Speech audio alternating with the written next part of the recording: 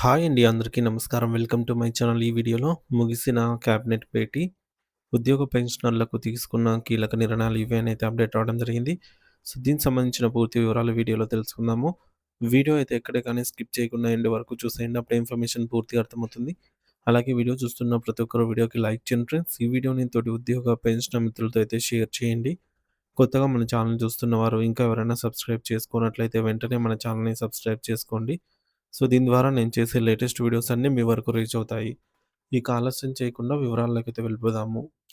Friends, ఇక విషయానికొచ్చినట్లయితే ఆంధ్రప్రదేశ్ రాష్ట్ర ముఖ్యమంత్రి గారి అధ్యక్షతన ఈరోజు జరిగిన కీలక మంత్రివర్గ సమావేశంలో రాష్ట్ర సమగ్ర అభివృద్ధి మరియు ప్రజా సంక్షేమమే లక్ష్యంగా అనేక సంచలన నిర్ణయాలు తీసుకోవడం జరిగింది. రాష్ట్రంలోని వివిధ రంగాలకు సంబంధించిన పెండింగ్ ప్రాజెక్టులు, భూ కేటాయింపులు మరియు నిరుపేదల సంక్షేమ పథకాలపై కేబినెట్ సుదీర్ఘంగా చర్చించి ఆమోదముద్ర వేసింది. ముందుగా వైద్య రంగం బలోపేతంలో భాగంగా పల్నాడు జిల్లాలోని పిడుగురాళ్లలో నిర్మిస్తున్నటువంటి ప్రభుత్వ వైద్య కళాశాలను ప్రభుత్వ, ప్రైవేటు భాగస్వామ్యం పీపీపీ పద్ధతిలో మరింత వేగవంతంగా అయితే అభివృద్ధి చేయాలనే ప్రతిపాదనకు ప్రభుత్వం పచ్చజెండా ఊపింది. దీనివల్ల అత్యాధునిక వైద్య పరికరాలు, నిపుణులైన వైద్యులు అందుబాటులోకి వచ్చి ఆ ప్రాంత ప్రజలకు కార్పొరేట్ స్థాయి వైద్య సేవలు ఉచితంగా అందుతాయి.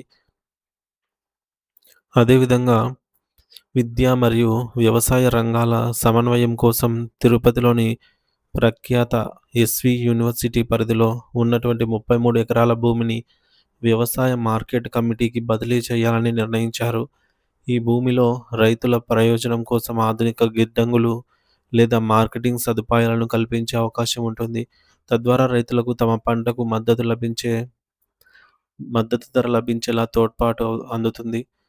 పరిశుద్ధ మరియు పశు సంపద మరియు గ్రామీణ ఆర్థిక వ్యవస్థను మెరుగుపరచడానికి చిత్తూరు జిల్లా పలమనేరులో కొత్తగా లైవ్ స్టాక్ రీసెర్చ్ ఏర్పాటు చేయాలని కేబినెట్ నిర్ణయించింది.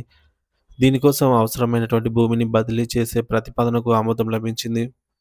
ఈ పరిశోధనా కేంద్రం ద్వారా పశువుల్లో వచ్చే వ్యాధులపై అధ్యయనం చేయడం, అధిక పాల అధిక పాల దిగుబడిని ఇచ్చేటటువంటి పశువుల రకాలను అభివృద్ధి చేయటం, ఇటువంటి ప్రయోజనాలు చేకూరుతాయి.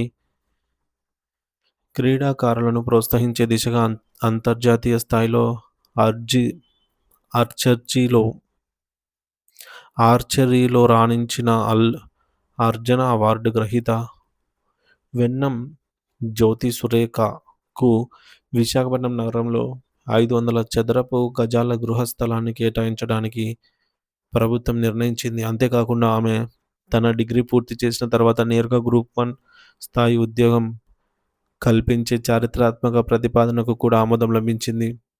ఇది రాష్ట్రంలోని యువ క్రీడాకారులకు గొప్ప స్ఫూర్తిగా నిలుస్తుంది. పేదల గృహ నిర్మాణ పథకాలను త్వరితగతిన పూర్తి చేసేందుకు ఏపీ టిడ్కో సంస్థకు హడ్కో నుండి 4,451 కోట్ల రూపాయల రుణాన్ని పొందేందుకు ప్రభుత్వం హామీ ఇచ్చింది. ఈ భారీ నిధులతో రాష్ట్ర వ్యాప్తంగా మధ్యలో ఆగిపోయిన టిడ్కో ఇళ్ల పనులు పూర్తవుతాయి మరియు నిరుపేదలకు సొంతింటి కల నెరవేరుతుంది. అమరావతి రాజధాని ప్రాంతంలో గతంలో భూములు ఇచ్చిన రైతుల సమస్యలపై కూడా కేబినెట్ సానుకూలంగా స్పందించింది. వాస్తురీత్యా వీధి పోటు ఉన్న భూములను పొందిన రైతులకు వారికి బదులుగా ప్రత్యామ్నాయంగా మంచి పోట్లను కేటాయించేందుకు ఆమోదం తెలిపింది. దీనివల్ల రైతులకు జరుగుతున్న అన్యాయం తొలగిపోతుంది. రాజధాని ప్రాంతంలోని భూమి లేని పేద కూలీలకు మరియు దురదృష్టవశాత్తు అనాథలుగా మారిన పిల్లలకు ప్రభుత్వం బాసటగా నిలిచింది. అమరావతి పరిధిలోని ఇటువంటి అర్హులైన వ్యక్తులందరికీ కొత్తగా పెన్షన్లు మంజూరు చేయాలని నిర్ణయించారు. ఈ సామాజిక భద్రతా పథకం ద్వారా ఆ కుటుంబాల్లో ఆర్థిక స్థిరత్వం ఏర్పడుతుంది. ఆధ్యాత్మిక క్షేత్రం తిరుమల తిరుపతి దేవస్థానం పరిధిలో భక్తుల రద్దీకి అనుగుణంగా సేవలను మెరుగుపరిచేందుకు పలు పోస్టులను అప్గ్రేడ్ చేయడానికి మరియు వివిధ ఆధ్యాత్మిక సేవా సంస్థలకు అవసరమైనటువంటి భూ కేటాయింపులకు ప్రభుత్వం ఆమోదం తెలిపింది. దీనివల్ల తిరుమల పాలన మరింత పారదర్శకంగా, వేగంగా మారుతుంది. పర్యాటక రంగానికి ఊతమిచ్చేలా అల్లూరి సీతారామరాజు నందకోటలో భారీ ప్రాజెక్టుకు శ్రీకారం చుట్టారు. అక్కడ అంతర్జాతీయ ప్రమాణాలతో కూడిన 5 స్టార్ రిసార్ట్, ఒక భారీ కన్వెన్షన్ సెంటర్ మరియు వినోదం కోసం థీమ్ పార్క్‌ను కూడా ఏర్పాటు చేసేందుకు భూమిని కేటాయించారు. దీనివల్ల ఆ ప్రాంతంలో పర్యాటక రంగం అభివృద్ధి చెందడమే కాకుండా స్థానిక గిరిజన యువతకు ఉపాధి అవకాశాలు మెండుగా లభిస్తాయి. వ్యవసాయ రంగం మనుగడకు కీలకమైన జలవనరుల ప్రాజెక్టుల విషయంలో కూడా ప్రభుత్వం ఉదారంగా వ్యవహరించింది. పెండింగ్‌లో ఉన్న పలు సాగునీటి ప్రాజెక్టుల నిర్మాణానికి అవసరమైనటువంటి భారీ ఆర్థిక అనుమతులను మంజూరు చేసింది. దీనివల్ల లక్షలాది ఎకరాలకు సాగునీరు అందే మార్గం సుగమమవుతుంది. విద్యుత్ రంగంలో సంస్కరణలు మరియు మౌలిక సదుపాయాల కల్పన కోసం ఇంధన శాఖకు సంబంధించిన పలు పరిపాలనా అనుమతులను క్యాబినెట్ ఇచ్చింది. ముఖ్యంగా తిరుపతి మరియు విశాఖపట్నంలోని శిల్పారామం ప్రాజెక్టుల విషయంలో ప్రభుత్వం కీలక నిర్ణయం తీసుకుంది. గతంలో Miss Garden University Miss Garden City Realty Private లిమిటెడ్‌కు సంస్థకు జారీ చేసిన లెటర్ ఆఫర్ ఇంటెంట్‌లను రద్దు చేస్తూ ఆ ప్రాజెక్టులను మరింత వేగంగా నిర్వహించేందుకు కొత్తగా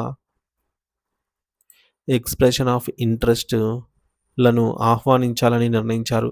పారదర్శకతను పెంచడం కోసమే ఈ నిర్ణయం తీసుకున్నట్లుగా ప్రభుత్వం స్పష్టం చేసింది. చివరగా గుంటూరులోని శిల్పారామాన్ని కూడా పీపీపీ పద్ధతిలో అభివృద్ధి చేయాలని నిర్ణయించారు. అక్కడ ఒక అత్యాధునిక సాంస్కృతిక కేంద్రం మరియు భారీ వినోద జోన్ ఏర్పాటు కానుంది. ఇది గుంటూరు నగర ప్రజలకు ఒక గొప్ప ఆహ్లాదకరమైన ప్రదేశంగా అయితే మారనుంది. ప్రభుత్వం తీసుకున్న ఈ నిర్ణయాలన్నీ రాష్ట్ర అభివృద్ధి పథకంలో కీలక మైలురాయిగా అయితే నిలవనున్నాయి.